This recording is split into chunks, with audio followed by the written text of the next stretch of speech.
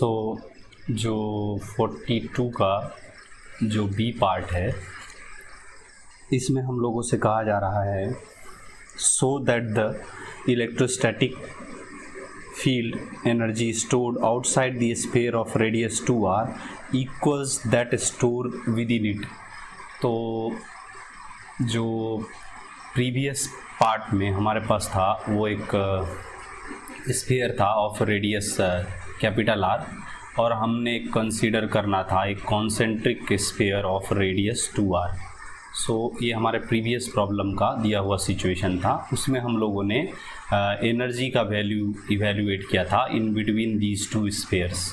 Now अब हम लोगों से जो कहा जा रहा है कि इवैल्यूएट करने को energy outside the sphere of 2r, means इस रीजन का जो एनर्जी है वो हम लोगों ने इवैल्यूएट करना है, और ये पता लगाना है कि ये सेम है जो हमें फर्स्ट पार्ट में मिला है। इसका मतलब ये कि एनर्जी जो इनसाइड होगा वही आउटसाइड होगा। इनसाइड दीज टू स्फीयर्स जो भी एनर्जी होगा वही energy outside of this 2r radius का जो स्फीयर होगा। तो ये वैल्यू हमने इवैल्यूएट करना है।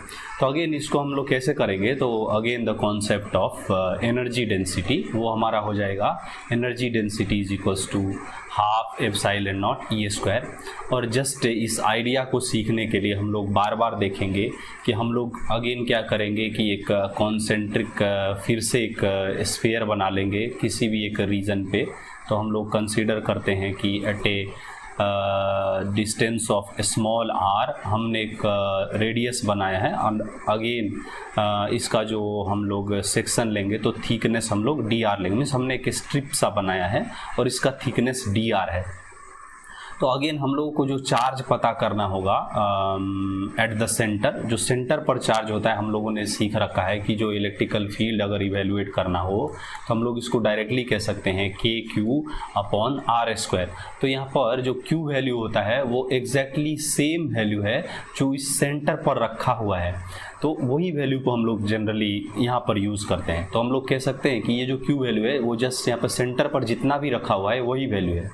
तो अभी देखिए इसको हम लोगों ने कैसे अपने प्रीवियस पार्ट में इवैल्यूएट किया था, तो वो हमारा क्या था, from the idea of potential, वो हमारा क्या था। तो देखिए v इज इक्वल्स टू हम लोगों ने क्या कहा था, के क्यू अपॉन आर। क्यों? क्योंकि हमको इस रेडियस पर जो भी पोटेंशियल बन रहा है उसका वैल्यू हम लोगों को v दिया जा रहा है। तो इसका रेडियस r है, पोटेंशियल v है, तो हम लोग यहाँ से q का वैल्यू इवैल्यूएट करते थे इन टर्म्स ऑफ v। वो हमारा क्या होता था, तो वी आर अपॉन के हो जाता था। तो अब जब भी हमें q का वैल्यू नीड होगा तो हम लोग इस वैल्यू को रख सकते हैं। ये हमने प्रीवियस पार्ट में भी सीखा था और इस पार्ट में भी सीख रहे हैं, ताकि हम बार बार रिवाइज करेंगे तो हमारा जो है ये आइडिया एकदम परफेक्ट हो जाएगा। तो हम लोग u is equals to means energy density is equals to half epsilon naught, और यहाँ पर जो हमारा e का वैल्यू होगा for this small R radius sphere के लिए वो क्या होगा, तो देखिए के क्यू अपॉन आर स्क्वायर। अब हमने q के वैल्यू को रिप्लेस करना है इन टर्म्स ऑफ v, तो हम लोग किस तरह से कर सकते हैं, तो देखिए ये हो जाएगा हमारा हाफ एप्सिलॉन नॉट के अपॉन आर स्क्वायर, और इसका हमने स्क्वायर लेना है।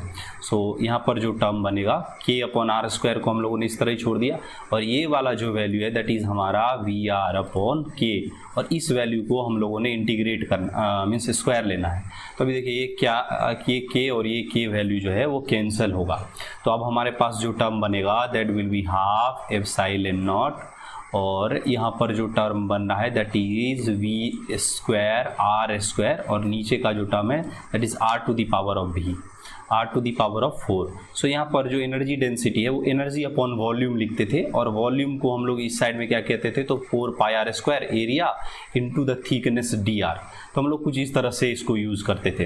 अब यहाँ पर देखिए ये आर स्क्वायर का टर्म और यहाँ पर आर का पावर 4, सो यहाँ पर ये हो जाएगा आर स्क्वायर। सो ये हमें एनर्जी का वैल्यू देता था जब हम इसको इंटीग्रेशन लिमिट लगाते थे। अब इस प्रॉब्लम में जो हमारा लिमिट होगा वो हमें आउटसाइड द 2r स्फीयर लेना है। सो इसको हम लोग 2r r रखेंगे और इसको हम लोग इन्फिनिटी रखेंगे।